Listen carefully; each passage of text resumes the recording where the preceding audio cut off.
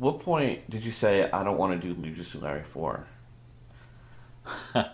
So you made 2, and then of course, obviously, you made 3 because 2 did well, right? And Well, we made 3 because 2 had done well, and at the time I finished Larry 3 and I wrapped the story all up and put a bow on it. I mean, I tried my best to make it a satisfying ending for what I thought was going to be a trilogy of games, and that we would move on. Well, there was and a 3-pack. do something else. There was a 3-pack. Yeah. Okay. So, but that was kind of the limit back then. There weren't sequels number 4 and 5, Right. Which is common today, or 13 or whatever we're up to.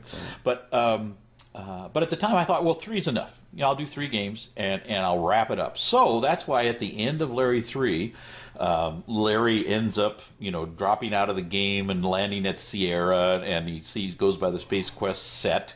We faked it, all these different scenes. It was just an inside joke, and it was fun for people who had finished the game, and just a reward.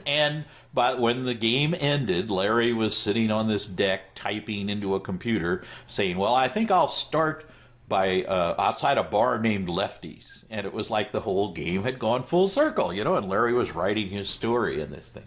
But regardless, I went to do Larry 4, and I was working on that, and I was really stuck. I mean, it was just horrible because I had ended up with, he was in love with his girlfriend, and everything was, they were married, and they were happily ensconced on this, beautiful setting, and everything was good, and it was like, oh my God, how am I going to go from here? There's nowhere to go.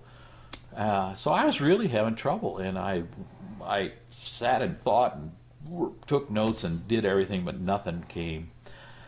One day I was up at the office, and I ran into a woman, Liz Jacobs, in the hallway, and she said, "What are you working on now, Al? Larry 4? And like a smart ass, I said, "No, Larry 5. Yeah, of course, Larry 5.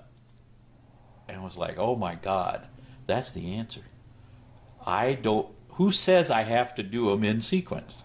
Why do I have to do 4 now? I could skip that completely, do Larry 5, and then refer to 4 throughout. And it was just like a big insight that happened because of a smart-ass remark.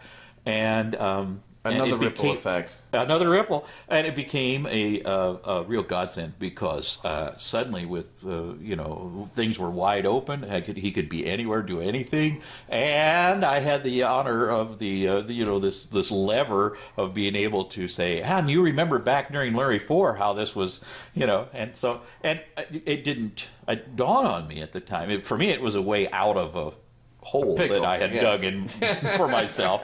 But it became a real marketing coup, too, because when the salespeople went out to sell Larry 5, the universal question from all the buyers was, wait, Larry 5? What happened to Larry 4? And we really immediately got mind share, which is half of making a sale. And so the sales of Larry 5 were just great because of that, and plus it became one of software's big jokes. It's a fun thing to say. Yeah, exactly. So, yeah, we get that a lot actually in the comments. Yeah, what we want to see a Larry what happened 4. to Larry 4? Where are the missing floppies? Yeah. So there were never. Honest to goodness, there were never any floppies. There was never any story at all. It was always just a means to an end. That's really funny. Yeah. So now they know. Yeah, that's the truth.